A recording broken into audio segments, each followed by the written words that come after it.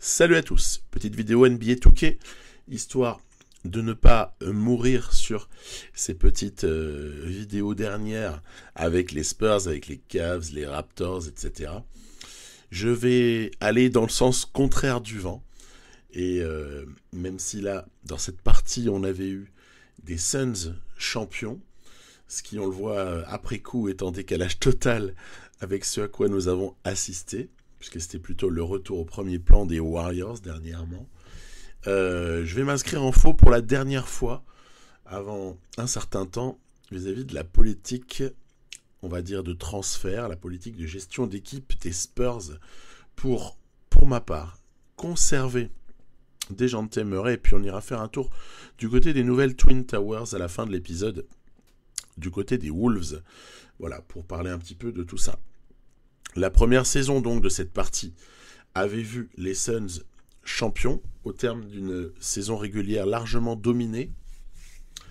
Et puis pour ce qui est des Spurs, on n'avait pas été en play-off, la faute à quelques mouvements notamment de fin de trade deadline, et après une petite gestion habituelle et rapide des premières petites on va dire actions de l'intersaison, aucune surprise. On se retrouve par contre du côté de la loterie. Alors la loterie, toujours le moment qu'on attend, est-ce qu'on va avoir beaucoup de chance? Est-ce qu'on va pouvoir aller drafter haut? Ou est-ce qu'on va finalement rester à notre place prévisionnelle dans cette partie? Écoutez, la réponse, c'est qu'on va rester à notre place. C'est le Thunder qui a hérité du premier choix à la draft 2022 dans cette partie. Orlando n'a eu que le 3e dans une draft qui, dans la réalité, a été dominée par les intérieurs, puisque les 4 premiers, Banchero, ainsi que Chet Holmgren, et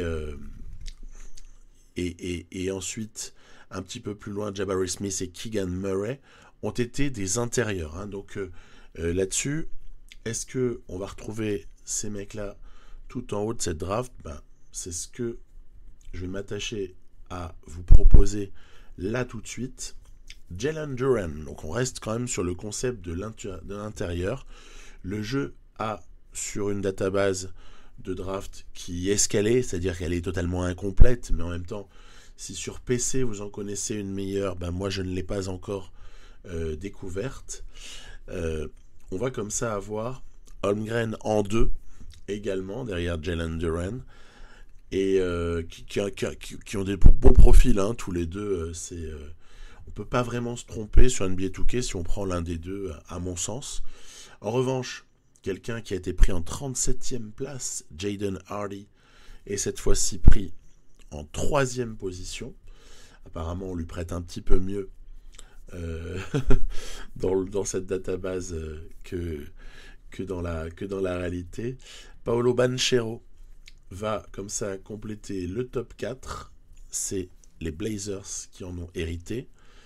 Et puis après, voilà, il y a à prendre et à laisser.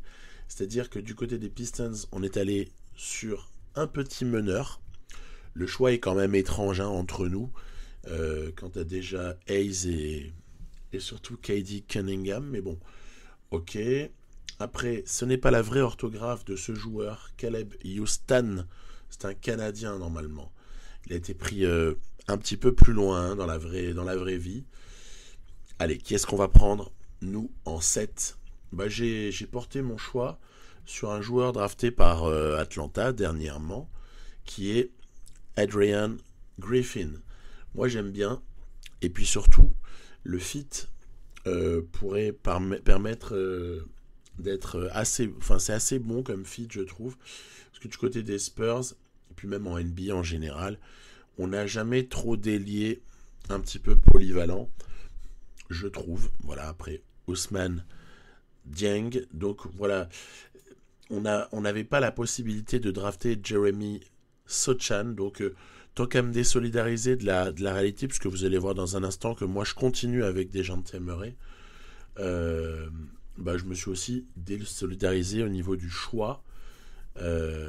Les Spurs sont allés sur un intérieur. on va dire un poste 4, on va dire, hein, Jeremy Sochan, l'américano-polonais. Et puis voilà, après on déroule la fin de cette draft avec Kennedy Chandler du côté des Pelicans, avec, puis on va pas s'attarder davantage, mais quand même on va aller jusqu'à Jaden Ivey, Damon Collins du côté de Charlotte. Ok, encore une fois plutôt un joueur intérieur. Jaden Ivey du côté des Knicks. Alors les Knicks, c'est un beau chantier, hein. Je ne sais pas comment vous les voyez pour la saison qui vient, mais je ne suis pas certain que ce soit phénoménal. Tiens, le français Moussa Diabaté, nous l'avons pris au deuxième tour, en début de deuxième tour. Donc Moussa Diabaté peut être intéressant ici du côté des Spurs pour apporter un peu d'athlétique et de taille dans la raquette ou proche de la raquette de ces Spurs-là. Voilà donc, hein, moi, mes deux choix, Griffin et Diabaté. Puis voilà, le petit récap pour s'apercevoir que celui qui sort comme étant le plus fort, c'est Holmgren, comme on pouvait s'en douter. Derrière, on a Adrian Griffin à 76. Je trouve pas que ce soit humiliant pour un joueur de 19 ans. C'est même carrément... voilà, ça incite à l'optimisme, hein. Puis après, on a quelques choix. Par exemple, Nikola Jovic, qui a été pris par le Heat en fin de premier tour IRL, qui se retrouve aux Hornets. Et puis, Jabari Smith, qui se retrouve bien plus loin. Il a été pris par les Bulls pour sa part. Bon, après, il y a eu des petits mouvements. On découvrira ou pas ça plus tard. Allez, la confirmation des contrats qu'on va offrir effectivement à nos rookies ou pas. Donc évidemment, pour ce qui est de Griffin, on n'a aucune autre opportunité que de confirmer tout ça. On accepte ce contrat sur 2 années plus 2 en option. Puis après, pour Diabaté, on va évidemment se réjouir de voir le polygone de potentiel du joueur. Oui, bien sûr, on va le conserver. Moussa Diabaté peut être comme ça un joueur à développer. Et puis une troisième option au cas où on aurait Poeltl ou notre futur pivot qui serait un petit peu indisponible. Moi, je peux le faire jouer en 5, ce Diabaté, il n'y a pas de souci. Après, les options équipes, voilà, toujours pareil, le déroulé de l'intersaison. Les options équipes, je suis pas très fan de Zach Collins, donc on va le libérer. En revanche, je conserve Jay Rich et Bates Diop. Le petit Trey Jones, évidemment, on va conserver. En revanche, pour Romeo Langford, il semble y avoir un vrai beau potentiel. Après, à 22 ans, un joueur qui est à 70, je ne sais pas si ça vaut les 5,63 millions que ça va nous coûter. Pour la bonne et simple raison, bon après je garde quand même, mais pour la bonne et simple raison que à 22 ans, il va avoir du mal à rattraper même un très beau potentiel à ce stade-là. Après évidemment, les options des uns et des autres sont déclinées ou acceptées. Ça dévie encore un petit peu de ce qu'on a observé dernièrement. Lonnie Walker en qualifying offer, logique. Parce que moi, je ne vais pas le laisser partir free agent du tout. C'est encore un choix que je n'ai absolument pas compris par rapport à Lonnie Walker. Celui de Dejounte Murray, je vous en avais parlé dernièrement dans une vidéo, était pour moi aussi délirant. Et donc, on est allé sur Mo Bamba, puisque les avis que j'avais recueillis auprès de tous ceux qui avaient voulu l'exprimer, c'est-à-dire, merci d'ailleurs à vous, je vais donner le choix entre Bamba et Turner dans un deuxième temps. Bamba était quand même plutôt désigné par une majorité, même si moi je suis assez fan de Miles Turner aussi. Mais voilà, c'est comme ça. Donc, priorité au choix de la majorité. Mo Bamba nous rejoint donc. Le Magic ne s'est pas opposé à cette offre de 3 fois 15 millions. C'est une bonne chose. IRL, hein, c'est marrant d'avoir vu Bamba un peu incognito reprendre 2 fois 10 millions sur 2 ans, donc 20 millions sur 2 ans pour Bamba à Orlando. Pourquoi pas, hein, mais c'était assez marrant. On s'y attendait pas. On s'attendait pas à ce que ça se passe de cette façon-là. Puis évidemment, je vais attendre la fin du moratoire pour re-signer Lonnie Walker de Force sur un contrat avec lequel on vivra sans problème, vu la polyvalence du joueur, vu ses qualités athlétiques, vu sa création même. On n'est pas si mal avec un joueur comme celui-là, y compris à environ 13 millions la saison. Ça ne me dérange absolument pas. Voilà. On savait de toute façon qu'il fallait lui offrir un petit peu plus de 10 pour pouvoir le conserver. Que vont donner les progressions à intersaison? Murray reste stable. Le petit Trey Jones, il pousse, hein, il veut montrer des belles choses. Hein. C'est un vrai joueur qui peut peut-être incarner le futur des Spurs, comme Joshua Primo peut le faire également et encore agrandir. Devin Vassell est déjà un petit peu plus avancé dans son processus de progression. Puis après, on pourrait aussi avoir un œil sur Keldon Johnson, qui n'a pas vraiment progressé, c'est dommage, mais pour autant à 80 ça reste une très bonne pioche. Bamba qui reste aux alentours de 80, ça va, j'ai envie de dire, on a de quoi faire quand on a de tels joueurs dans l'effectif. Ça n'est pas mirobolant, ça n'est pas l'effectif qui peut nous paraître favori pour le titre, mais par contre ça permet d'avoir des petites ambitions et peut-être, pourquoi pas, des playoffs.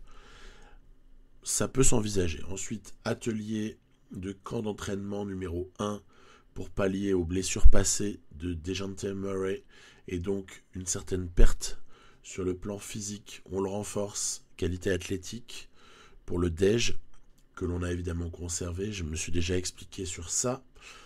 Arrière polyvalent pour un joueur sur lequel on compte énormément, Devin Vassell. Donc ça doit être vraiment un des joueurs majeurs des Spurs sur les années à venir, enfin, sauf s'ils décident de l'échanger contre un premier tour hypothétique à la Derrick White ou voire même contre un petit peu plus cher à la DeJounte Murray, puisque ça semble être une politique désastreuse de mon point de vue, mais assez à la mode du côté de San Antonio, c'est-à-dire qu'en fait on fait de la post-formation. Et puis, une fois qu'on a fait cette post-formation, on utilise les assets pour aller chercher finalement quoi? Des pics. Les pics qui vont être plus d'une fois sur deux des joueurs qui vont pas nous apporter grand-chose, qu'on va développer. Dans le meilleur des cas, on aura un bon joueur que l'on remonnayera et ainsi de suite. C'est-à-dire qu'en gros, on se moque de tout le monde et on joue jamais vraiment le jeu. Et on se sépare en plus de joueurs qui peuvent être identitairement associés à San Antonio. Donc vraiment pas ma cam. Hein. Cette politique-là, je n'aime pas du tout. Et puis après, on est en train déjà de faire notre petite rotation avancée. J'aime bien. Bates Diop qui prend les minutes que Keldon Johnson ne prend pas. Jay Rich pour starter, même s'il y a pas mal de monde sur le poste 2. Il va falloir un partage des minutes relativement, on va dire, poussé. Hein, donc avec Jay Rich, Lonnie Walker, Josh Primo, qui peuvent prétendre tous à 10 minutes. Donc il faut arriver à séparer un petit peu tout ça. Trey Jones qui a son petit temps de jeu. Et ne n'oublions pas de donner un peu de temps également à Adrian Griffin, tout en ne spoliant pas Vassell, sur lequel on mise beaucoup sur une saison comme celle qui arrive. Donc voilà un peu ma proposition de rotation. Je n'ai évidemment pas pu donner de minutes à McDermott, mais on sait très bien tous qu'il en aura. Hein. On a très très bien compris que Pop va lui donner du temps de jeu. 3 petits points. Moi, je suis circonspect face à certains trucs. J'en dirai pas plus. Je me suis encore une fois déjà un peu exprimé sur ça. Adrian Griffin, donc l'attraction principale avec Mo Bamba de cette nouvelle saison avec les Spurs. Et on fait du neuf avec du vieux quelque part, parce que ce Adrian Griffin n'aurait-il pas une forme de profil à la Cam Reddish?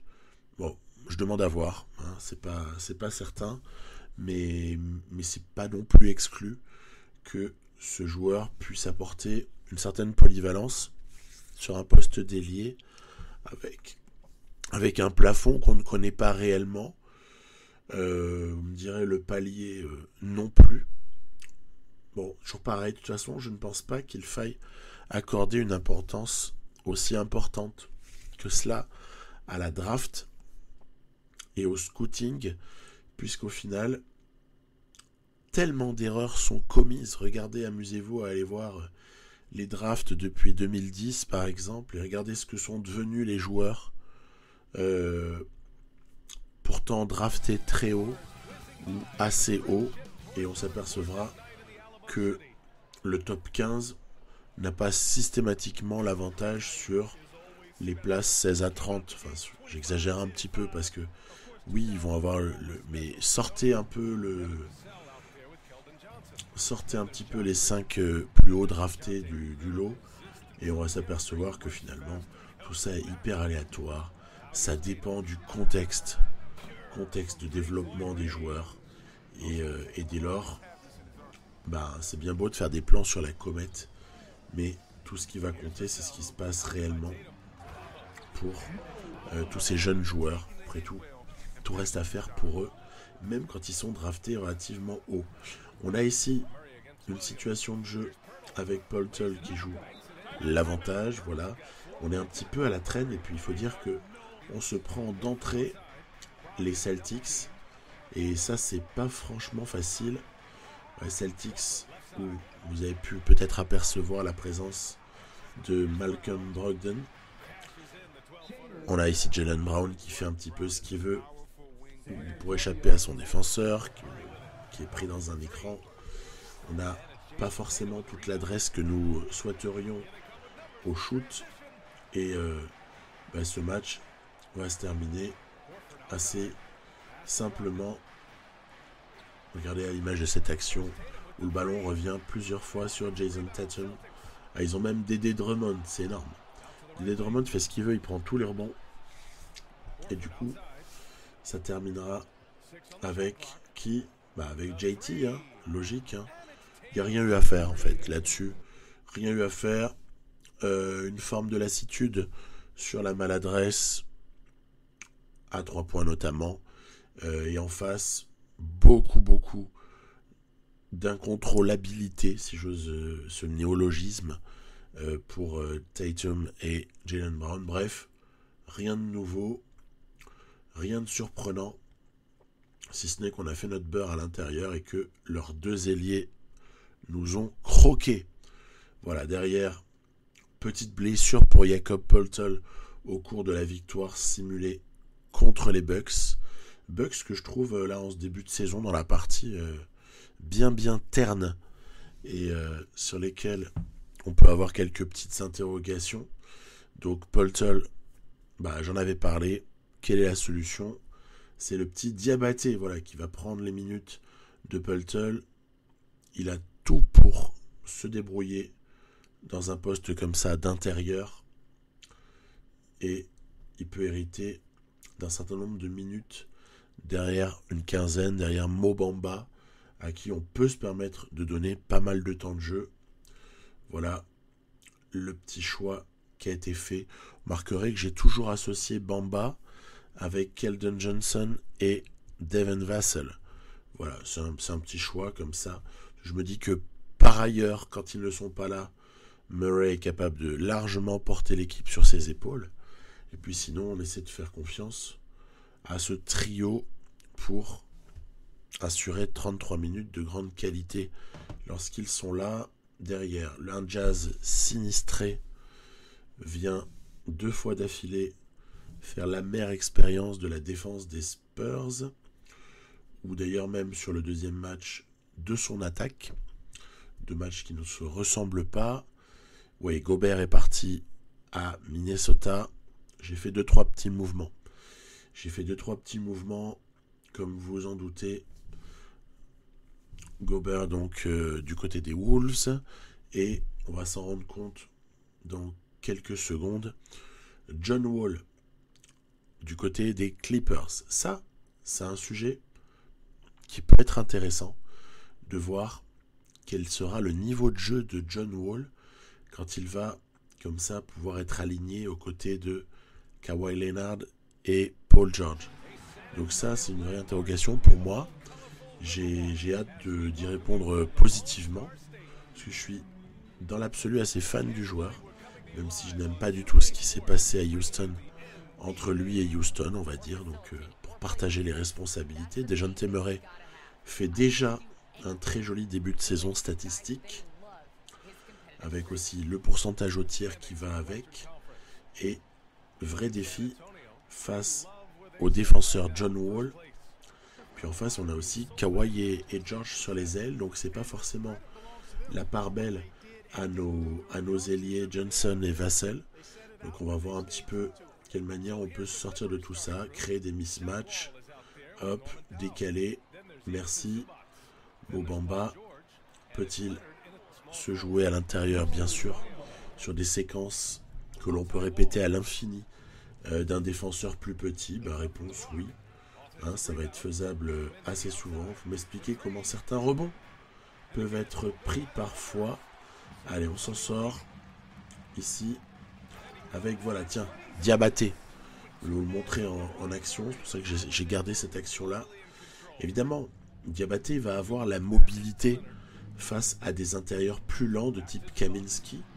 Ça se prévoit déjà à l'avance. Après, les Clippers font un petit peu leur salade, on va dire. Ils passent assez facilement sur un certain nombre d'actions. Il y a un moment comme ça, ils reprennent le leadership dans ce match. C'est amusant de voir John Wall aussi. Déjà avec le maillot des Clippers. Luke Kennard pour Frank Kaminsky. PG, qu'est-ce qu'il va nous faire, Paul George? Est-ce qu'il va chercher à y aller? Oui. Il est un peu mal embarqué. Hop. Et Kennard qui faisait un appel vers le panier. Non. C'est couvert par Monsieur Bloch. Alors, il n'y a pas que lui en NBA, mais c'est vrai que Mo Bamba a un potentiel athlétique et une capacité à jumper qui fait de lui un contreur, notamment sur NBA 2K, assez sensationnel. Donc on en profite. Dommage, on avait une petite opportunité en fin de quatrième quart pour essayer de prendre 5 points d'avance. C'est un match assez défensif. Et donc, un avantage de 5 points peut rapidement s'avérer, je dirais pas déterminant, mais en tout cas important. Nico Batum qui dévisse, voilà, n'est pas Jaylen Brown qui veut. On gobe pas mal de rebonds et on explose derrière sur la mobilité en contre-attaque. Ok, ce sont des séquences qu'on connaît. Pas de quoi s'enthousiasmer. Mais en tout cas, on fait le boulot face à ces Clips. Derrière, hop là, on a aussi les shoots extérieurs pour Vassell. Keldon Johnson a été peu servi dans ce match-là, mais lui aussi est capable de très très bien s'en sortir. Et hop, encore un petit blocorama pour Mo Bamba, qui aura marqué déjà cette rencontre de sa présence athlétique, sa taille dans la raquette. Et ce sera donc une victoire pour les Spurs. Voilà, les Clips qui lâchent la défense. On nous permet encore de scorer. On aime ces actions-là.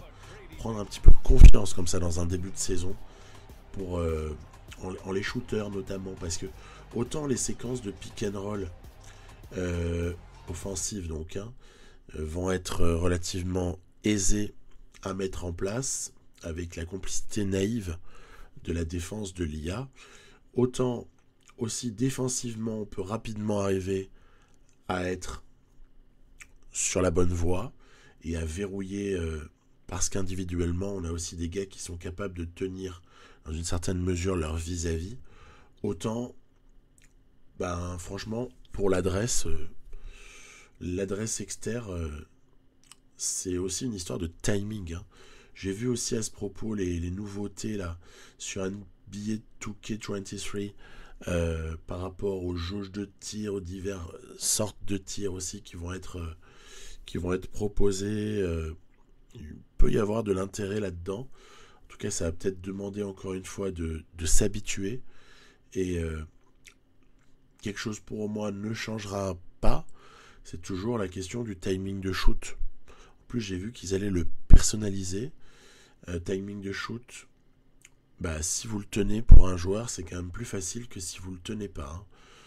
Donc, voilà, le petit commentaire par rapport à l'adresse externe. Je pense que c'est quand même énormément une histoire de timing. C'est pas un hasard si avec certains joueurs on y arrive systématiquement ou presque, et puis qu'avec d'autres on n'y arrive jamais. Moi je sais que par exemple avec Gary Trent des Raptors, j'y arrive mal. Je suis en errance totale sur le shoot externe de Gary Trent, et j'ai d'autres shoots externes qui sont beaucoup plus calés, beaucoup mieux calés en tout cas. Et bon bah je sais pas si ça peut tellement s'expliquer tout ça. Après 2 défaites face aux Warriors et aux Clips, on reprend le chemin de la victoire face aux Kings. Je cherche toujours mon équipe en fait pour la séquence NBA 2K qui va arriver début septembre ou mi-septembre. Et c'est vrai que les Kings, ça peut en être une. Ça peut être une équipe. Sinon, il y a évidemment les inénarrables New York Knicks qui pourraient nous permettre de s'amuser. Ouais. Alors en fait, là, sur cette entrée en jeu, on va être en difficulté. On va être en difficulté surtout face à la force de Steven Adams. Le mec qui reprend tous ses rebonds. C'est assez humiliant en fait, ces séquences-là où on se fait bouffer. Le mec shoot, il reprend ses rebonds. En fait, bon, c'est limite déprimant en fait. Donc à l'intérieur, vous voyez comme ça, face à ces Grizzlies, on est complètement dominé. On a vu Adams qui dominait Mobamba. Et on pourrait, et là c'est plus logique quelque part, aussi mentionner la domination athlétique de Jaren Jackson Jr. sur Keldon Johnson, qui s'avère du coup un petit peu sous-dimensionné face à un tel joueur. Allez, il y a une petite avance maintenue ici par les Grizzlies. Vous demandez peut-être où est Ja Morant, il va rentrer à la toute fin.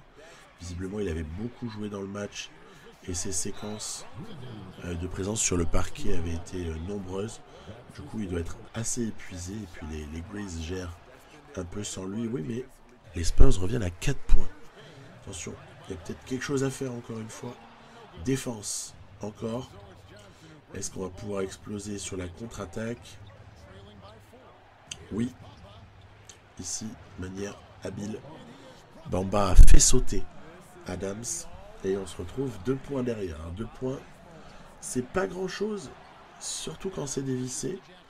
Mais on a de la présence dans la raquette jusqu'au moment où finalement, au bout du 48e rebond de Adams, offensif, c'est la va de soi. Bon le mec finit par mettre un petit bras roulé, hein. On a beau contrer tout ce qu'on veut. Après, c'est un peu le shoot désespéré. Voilà, l'histoire est terminée, on est battu.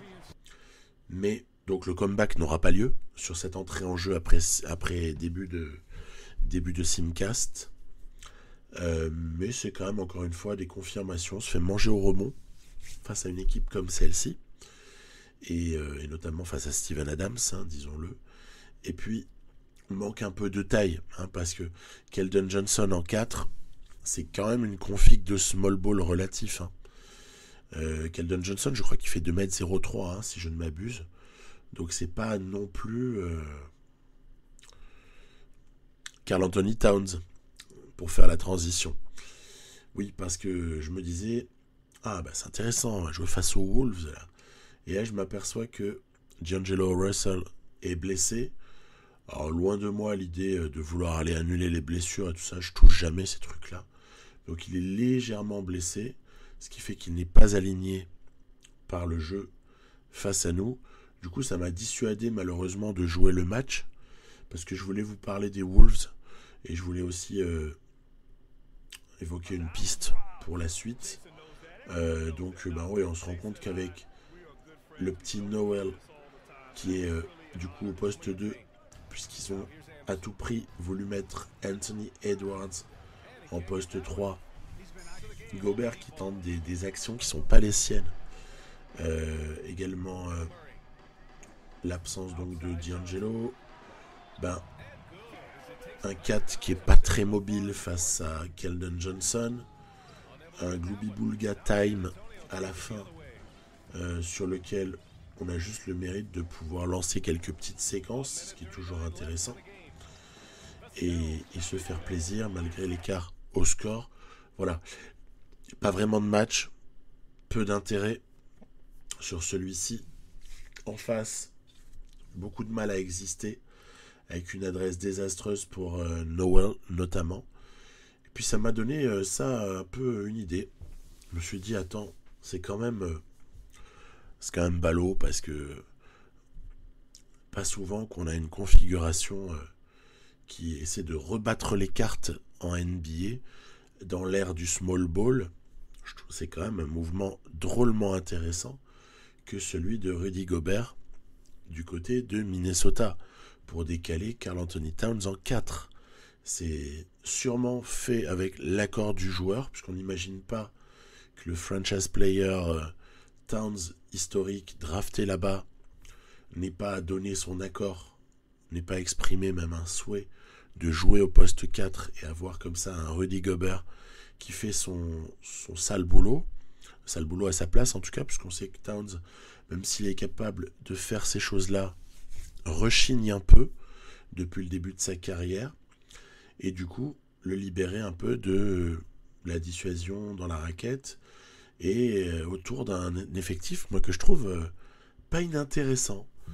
On a Naz Reid, bien sûr. Alors ils ont été chercher Hunter Salis, ça c'est la draft 2022, donc ça vient d'arriver dans le jeu là, mais c'est pas mal du tout. Moi j'aime bien le banc, hein. Je trouve pas qu'il soit ridicule. Je me demande quel rôle peut être joué par Jaden McDaniels. Alors par contre le bout du banc il est contestable. Là, comme ça ici dans le jeu. Mais nul doute que les Wolves peuvent encore avoir une petite solution ou deux pour compléter tout ça. En tout cas voilà, moi pour ma part c'est Edwards en 2. C'est évidemment soit Kyle Anderson, soit Jaden McDaniels en 3. Après voilà, ces deux joueurs-là vont occuper des minutes au poste 3, au poste 4. Moi je fais sortir McNowell du banc. Si on donne des minutes à McLaughlin, c'est vraiment 12 quoi, hein, voilà, 10 douzaine de minutes pour lui, pas davantage. Je n'ai pas une foi inébranlable en Landry Shamet, mais en tout cas, histoire de prendre un peu la température avant la suite, parce que cette équipe me dirait bien en fait. Ça pourrait être marrant de jouer sur NBA 2K23 avec elle. Du coup, je prends un peu la température. Je vais les garder sous contrôle juste passif, histoire de juste avoir fait un peu les petits choix d'équipe, la rotation avancée. Bref, comme qui dirait, s'en occuper un peu de loin et voir un peu ce que ça peut donner. Voilà. En marge de ces Spurs, à l'ouest, alors qu'on a quelques équipes qui peuvent être très fortes et très dominantes, hein, comme Warriors et Suns ou Grizzlies notamment, mais on n'est pas surpris, même les Clips, on ne sait jamais, il peut y avoir aussi un petit retour au premier plan des Lakers si la mayonnaise prend. Bref, l'ouest peut être sympa. Après par contre, c'est vrai que l'aptitude stratégique là du côté des Wolves, en fait, ce pourquoi ils ont le plus d'aptitude, c'est du 7 seconds. Donc c'est pas vraiment le jeu de Rudy Gobert. Bon, ça c'était un peu l'interrogation, mais bon, c'est un détail, me direz-vous. C'est un détail total. Donc, à suivre. Je parlerai prochainement de l'Est. Et puis voilà. Petite vidéo là. Et puis après, on va aller calmement vers NBA 2K23, je l'ai déjà dit. Avec peut-être les Wolves. Vous me direz ce que vous en pensez dans les commentaires. Ceux qui s'expriment régulièrement. À bientôt. Semaine prochaine. Semaine prochaine. Freddy VanVleet contre Darius Garland. Bye bye.